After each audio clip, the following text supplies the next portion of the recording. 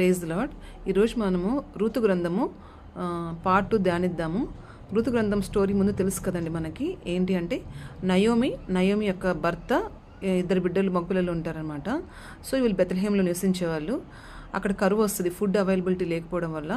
ఆ బెత్లెహేం దగ్గర వీళ్ళకి మోయాబు దేశం అని ఒక దేశం ఉంటుంది. ఆ దేశంలో ఫుడ్ అవైలబిలిటీ ఉందని తెలుసుకొని వాళ్ళ భర్త నయోమిని వాళ్ళిద్దరు పిల్లల్ని తీసుకుని ఆ దేశానికి వెళ్తాడనమాట. ఆ దేశానికి వెళ్ళిన తర్వాత వాళ్ళు అక్కడ నివసించడమే కాదు, కానీ వాళ్ళిద్దరు బిడ్డలకి ఏం చేస్తారంటే ఈ మోయాబు స్త్రీలనిచ్చి పెళ్లి చేస్తారనమాట.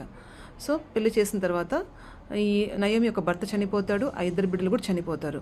మొత్తానికి ముగ్గురు మగవాళ్ళు చనిపోతారనమాట. మిగిలింది రూతు, నయోమి, ఓర్ఫా అని ఇద్దరు కోడళ్ళు, ఆమె మిగులుతారనమాట నయోమి. సో ఇప్పుడు ఏమవుతుందంటే తర్వాత ఈ నయోమికి తెలుస్తుంది బెత్లెహేంలో మళ్ళీ ఫుడ్ ఉందని తెలిసినప్పుడు తను అక్కడే ఉండిపోకుండా, నాకు అక్కడ బెత్లెహేంకి వెళ్ళిన నా భర్త బిడ్డలు లేరు కదా అని అనుకోకుండా, తర్వాత నాకు ఎవరు సహాయం అనుకోకుండా ఆమె తిరిగి మళ్ళీ తన దేశానికి వెళ్ళాలనుకున్నందుకు ఆ చిన్న యూటర్న్ అనేది తన జీవితంలో ఎంత బ్లెస్సింగ్గా మారింది మనం చూసాం కదా. తన జీవితంలోనే కాదు, రూతు జీవితంలో కూడా అది ఎంత బ్లెస్సింగ్గా మారింది మనం పార్ట్ 1లో చూసాం కదా.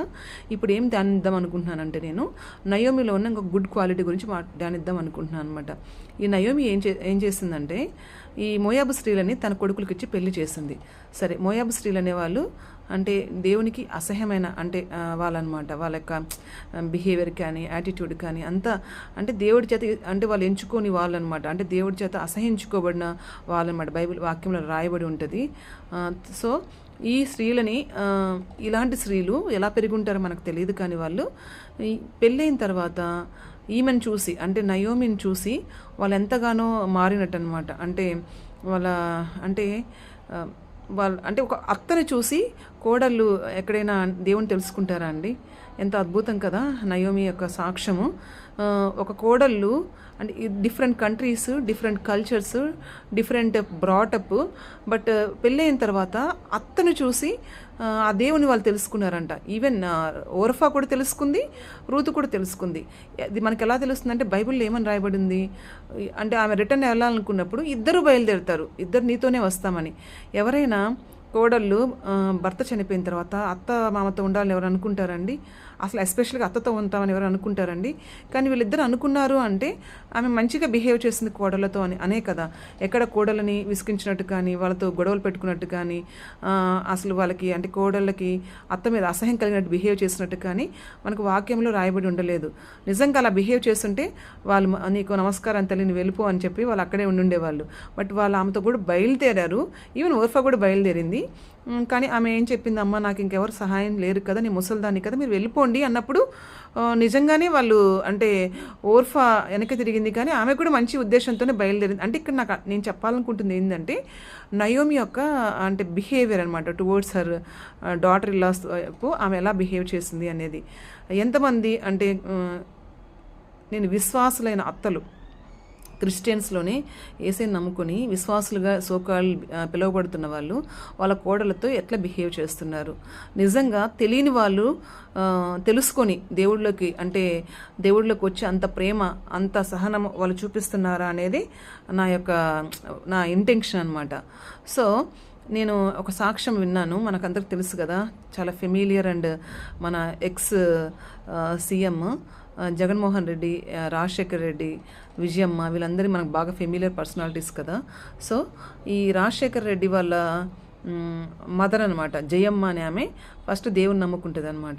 దేవుని నమ్ముకున్న తర్వాత ఆ కొడుకులు దేవుని నమ్ముకుంటారు, కోడళ్ళు దేవుని, అందరూ అన్యులే అనమాట. అందరూ అన్య కుటుంబాల నుంచి అందరూ అంటే ఎంత విచిత్రం అనిపించిందంటే ఒక్క మనిషిని బట్టి, ఒక్క జయమ్మ విశ్వాసాన్ని బట్టి ఇంతమంది కోడళ్ళు అంటే కొడుకులు నమ్ముకోవడం అది వేరే, అంటే తల్లి మీద ప్రేమతోనో తల్లి యొక్క బిహేవియర్ చూసో అంటే అది వేరు, కానీ కోడళ్ళు నమ్ముకోవడం అనేది చాలా అంటే వాళ్ళు ఎంత మంచిగా బిహేవ్ చేస్తుంటే, ఎంత గాడ్లీ ఉమెన్స్ లాగా వాళ్ళు బిహేవ్ చేస్తుంటే వాళ్ళు అంటే తెలుసుకొని ఉంటారు దేవుణ్ణి. వాళ్ళ సాక్ష్యాలు నేను విన్నానండి, వాళ్ళ కోడళ్ళ సాక్ష్యాలు. ఒక కోడలు చెప్పింది, ఆమె యూఎస్లో ఉంది. ఆమె ఏం చెప్పిందంటే మా అమ్మ దగ్గర కంటే మా అత్త దగ్గర నేను కంఫర్టబుల్గా ఫీల్ అవుతాను. ఒక్క కోడలు కూడా నమ్ముకోకుండా ఉండలేదంటండి. ఎంత అద్భుతం కదా, ఎలా ఎంత మంచి సాక్ష్యం కదా ఆ జయమ్మ గారిది. నిజంగా నయోమిది కూడా అలాగే ఉంది ఇక్కడ సాక్ష్యము. ఏంటంటే నయోమిని చూసి ఇద్దరు కోడళ్ళు దేవుని తెలుసుకున్నారు. ఎస్పెషల్గా రూత్ అయితే ఇంకా ఎక్కువ హత్తుకుందనమాట. యెహోవా దేవుడు అనింది అక్కడ. అంటే దేవుని తెలుసుకున్నారు, దేవుడి పిల్లలు ఎలా ఉంటారో ఈ నయోమిని చూసి నేర్చుకున్నారు. ఈ దేవుడితో ఉంటే మనకు సహాయం వస్తుంది అని నిజంగా అది ఏం చెప్పిందో తెలియదు, కానీ నయోమి ఎలా అంటే చూపించిందో దేవుని యొక్క ప్రేమని, అంటే దేవుడి పిల్లల యొక్క స్వభావాన్ని ఎలా చూపించిందో తెలియదు, కానీ ఒక ప్రాక్టికల్ లైవ్ ఎగ్జాంపుల్ లాగా అక్కడ నయోమి ఉంది. దాన్ని బట్టే ఆ ఇద్దరు కోడళ్ళు కొద్దో గొప్ప దేవుని తెలుసుకున్నారు. ఎస్పెషల్గా రూత్ అయితే చాలా ఎక్కువ తెలుసుకొని అత్త వెంబటే వచ్చి తను ఎంతగానో బ్లెస్ అయినట్టుగా మనం చూస్తాము. మనం కూడా అత్త కోడళ్ళే కాదు, కానీ అన్యుల మధ్యలో మనం ఉన్నప్పుడు, అంటే పేరెంట్సే కావచ్చు, తర్వాత అంటే అన్యుల అంటే దేవుని తెలుసుకొని హస్బెండ్ కావచ్చు, దేవుని తెలుసుకొని బంధువులు కావచ్చు, దేవుని తెలుసుకొని అంటే కొలీగ్స్ కావచ్చు, నేబర్స్ కావచ్చు, ఫ్రెండ్స్ కావచ్చు, వాళ్ళ మధ్యలో మన బిహేవియర్ ఎలా ఉంది, అంటే వాళ్ళు మనల్ని చూసి నిజంగా వీళ్ళ దేవుడు నిజమే, వీళ్ళు ఇంత ప్రేమగా ఎందుకున్నారు, అంటే వీళ్ళ బిహేవియర్ ఎంత మంచిగా ఎందుకుంది, వాళ్ళ దేవుడిని బట్టే వీళ్ళు ఇలా ఉన్నారు అనే సాక్ష్యం మనం నిలబెట్టుకుంటున్నామా, లేదు మేము క్రిస్టియన్స్ మన పేర్లు బట్టి మనం క్రిస్టియన్స్ అని తెలుసుకుంటున్నారా, లేక మన బిహేవియర్ బట్టి క్రిస్టియన్స్ అని తెలుసుకుంటున్నారా? మనమైతే దేవుడు ఎలా ఉండాలనుకుంటున్నారంటే మన సజీవ సాక్షుల్లాగా, కదిలే సువార్తల్లాగా మనం ఉండాలని దేవుడు కోరుకుంటున్నాడు. ఇప్పటివరకు మనం అలా ఉండకపోతే దయచేసి మనం అందరం అంటే ఎక్కడ కరెక్ట్ చేసుకోవాలి అక్కడ కరెక్ట్ చేసుకొని, అనేక మంది అంటే కోత విస్తారంగా ఉంది కదండి, ఎంతోమందికి దేవుడికి తెలియదు. దేవుని వాక్యం తెలిసినప్పటికీ, యేసుక్రీస్తు దేవుడిని తెలిసినప్పటికీ ఎందుకు నమ్ముకోవట్లేదు అంటే వాళ్ళకంటే ఈ దేవుడు డిఫరెంట్ అని క్రిస్టియన్స్ చూపించలేకపోవడం అనమాట. సో అంటే క్రియల్లో అది చూపించలేకపోవడం వల్ల చాలామంది తెలుసుకోలేకపోతున్నారు. సో మనము ఇప్పటి నుంచి దేవుని బిడ్డల్లాగా ఆ ప్రేమను ఆ యొక్క అంటే బైబిల్లో అయితే ఏ రకంగా జీవించాలని స్త్రీల గురించి రాయబడిందో అలా మనం జీవించి నయోమిలాగా, జయమ్మ గారిలాగా మన చుట్టూ ఉన్న వాళ్ళకి అవకాశం, దేవుని నమ్ముకోవడానికి అవకాశం ఇద్దామా? Praise the lord.